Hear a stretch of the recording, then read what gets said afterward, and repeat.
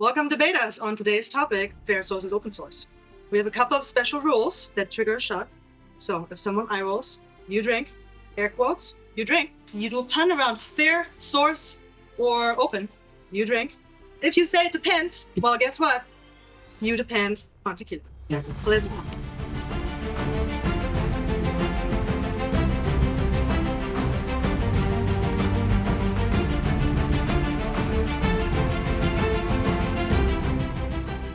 Is the FSL license an open source license, aka or ipso facto?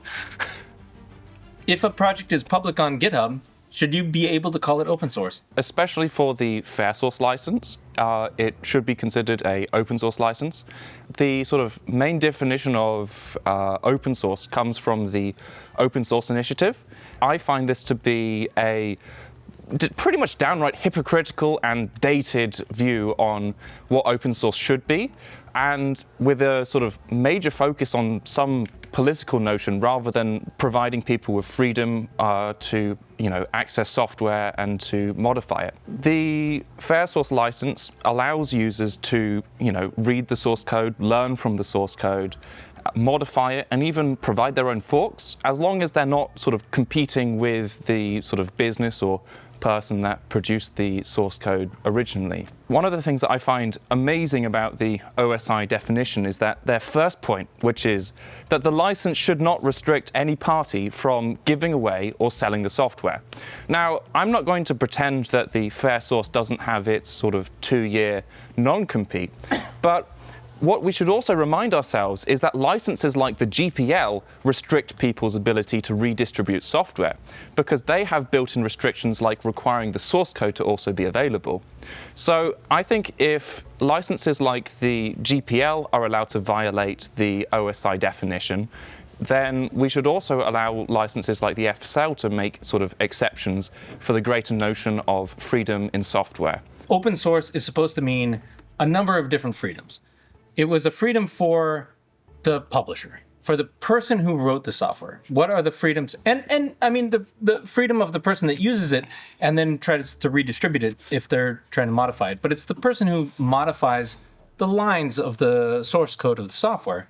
And the freedoms in either of these definitions, if you look at the FSF, at the free software definition, it's the freedom to study, but all of the other freedoms are not respected. Right? So the freedom to redistribute applications, you cannot redistribute applications in certain circumstances, right? If you're competing, for example, the freedom to distribute modified versions, again, you don't have that freedom if it's something that you're competing with.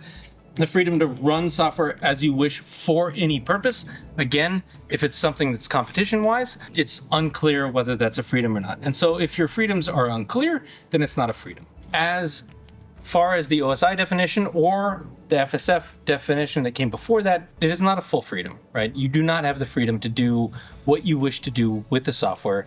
Now, whether that impinges other things that you need to do, that doesn't impinge your freedom to do it, right? Like, you have the freedom to redistribute, right? That is one of the core principles of OSI, is freedom. That's actually the very first thing that's listed, is freedom to redistribute. The FSL very specifically says you cannot redistribute in certain circumstances. So we very specifically stop that freedom. And so if it's about freedom, and it's about freedom to redistribute, then that is what you gain. That's what you know. If it says open source, if that tagline is open source. Boring? Yeah. Oh, no. Nice catch! God damn it. Yes!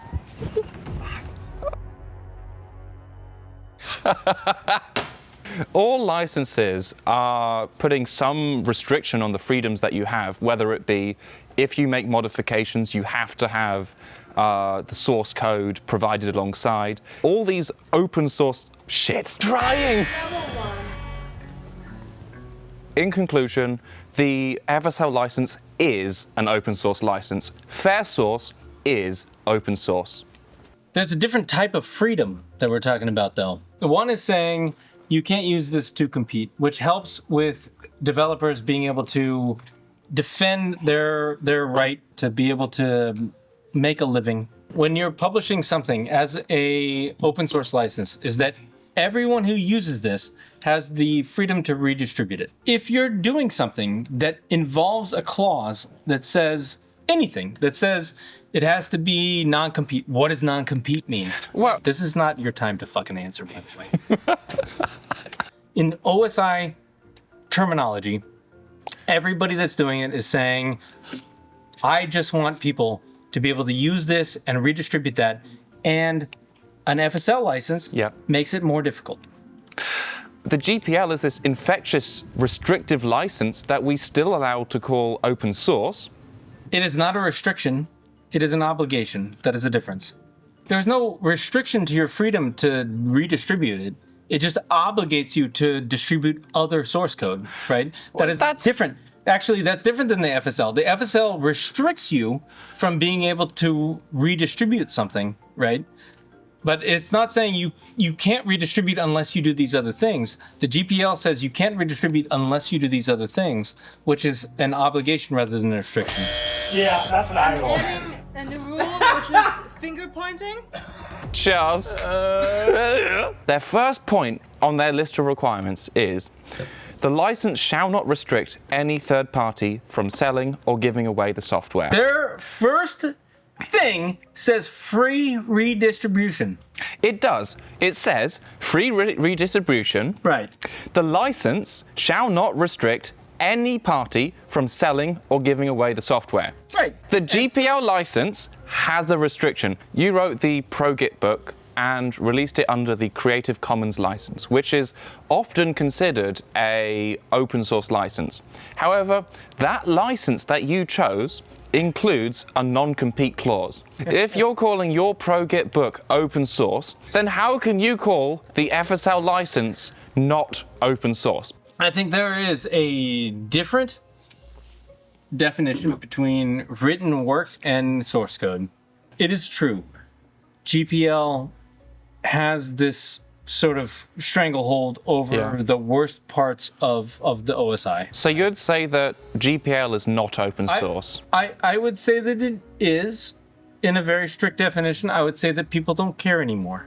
Is fair source basically the open source for capitalists? Yeah, no, it's not. Would Linux have succeeded under fair source? So we've got Windows, Mac OS, and then Linux are the main three. And then we have some, smaller, irrelevant Yes!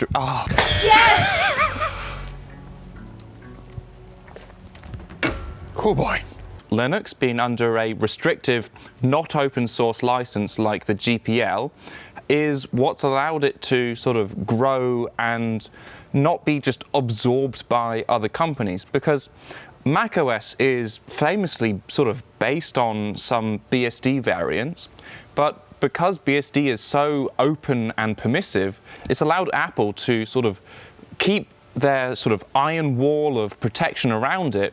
A license like the FSL or another sort of what you'd call not open source, but what I would say is open source license like the FSL would have helped Linux sort of maintain its success as it grows. Because if Linux makes a innovation, there's that 2-year sort of walled garden that it can maintain before others can directly compete with it. So I think an open source license like the FSL would have helped Linux grow to the same extent that it has now, in similar regards to how the GPL has. So I think that that's bullshit. I mean, the entire point of the Linux kernel was to take over from the GNU herd kernel. The Linux kernel was supposed to be a Minix type kernel. You're too young for this. Hang on, I've compiled the herd kernel. You have not compiled the herd kernel. I have. There's no way you've done that. I have, because there's a Debian variant that runs it. Anyway. The point is, it had to be under a free software license. I know that the reason that BSD did not succeed was because companies had no incentive to contribute back. Apple has no incentive to contribute back because they can keep it closed source. Linux, however, has been able to be successful because companies have to make their changes open source and therefore might as well contribute back. So If they were similarly making changes under the FSL license, which has a 2-year no-compete, it means that if they want to keep up to date with the latest kernel changes, they have to contribute back or be similarly open source. I think that the Linux kernel could never have succeeded under anything other than GPL because it needed the compiler, it needed all of the sort of terminal libraries and terminal programs. The kernel had to be under the same license as everything else. It's not that it was the best thing, it was that it was the only thing that would work in that ecosystem. In order to compete with SEO, Unix, or the sort of Sun kernel systems that existed at the time, that were the reason that GPL existed in the first place, to say, go fuck yourself. So, In conclusion, go fuck yourself. thank you very much, sir. Should I add swear words to the buzzer? Possibly. Alrighty. Or no.